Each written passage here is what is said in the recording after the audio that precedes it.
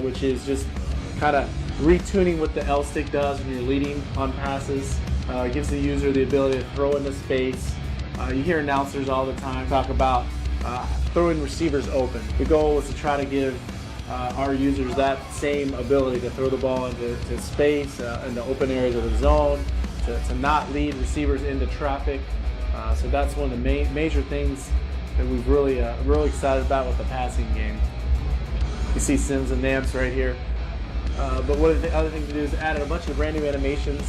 Just quarterbacks throwing on the run now. They won't set up anymore. So we had a lot of user frustration, a lot of feedback from players wanting to be able to when they're moving, their guy was setting up, like in last year's game, and that would oftentimes lead to sacks, getting hit in the back, causing fumbles, and not getting passes off. So we kind of revamped that and got rid of all those setup animations. So now if you're on the run, you're going to get an on the run pass animation.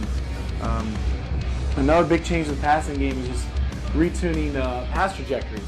That's a huge part. It's another big thing that really makes the difference between the elite quarterbacks and some of the regular guys. And the difference in being able to drop in a ball over that linebacker in between the safeties is huge. And in previous years, we've only had one ball speed, one ball trajectory. And this year, we actually have over 25. There's no more moon balls in the game. You tap it, and the ball goes sailing up in the air. That's just kind of frustrating. So we kind of wanted to get rid of that as well. And another big change to the passing game is also we've added the sense of timing matters. So the idea behind that is when you snap the ball right away, like I have this 4 verticals play going on right now, you won't see the icons light up right away at the snap for everybody. Like Vernon Davis is lit up right there because he was open, there was no defenders around him. But the idea is that we're kind of training our users to kind of help them, teach them that realize when the correct timing is to throw certain types of routes. In real life, if a guy has what we call a cover 2 corner, or what people call a banana route, let's see if I can find an example of it. This route right here, the receiver's not really going to look until he gets to about right there. So that's just kind of that's when the receiver would be expecting it in real life. So that's when the icon will come on. And that's to kind of help indicate to the user that's a good time for him to throw. And that also means that's when he has the ability to play a catch.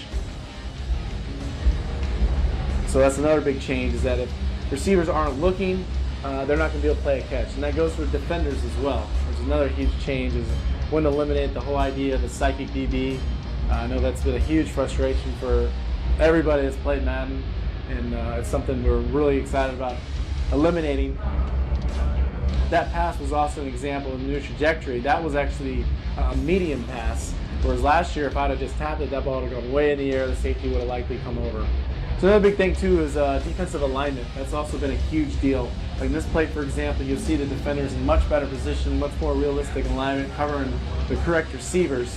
The idea is that you don't want mismatches where you have linebackers covering slot receivers. That's always a dead giveaway. So we've done gone through all the formations and set up new rules based on who's lined up where to make sure the guys are lined up in the correct situation.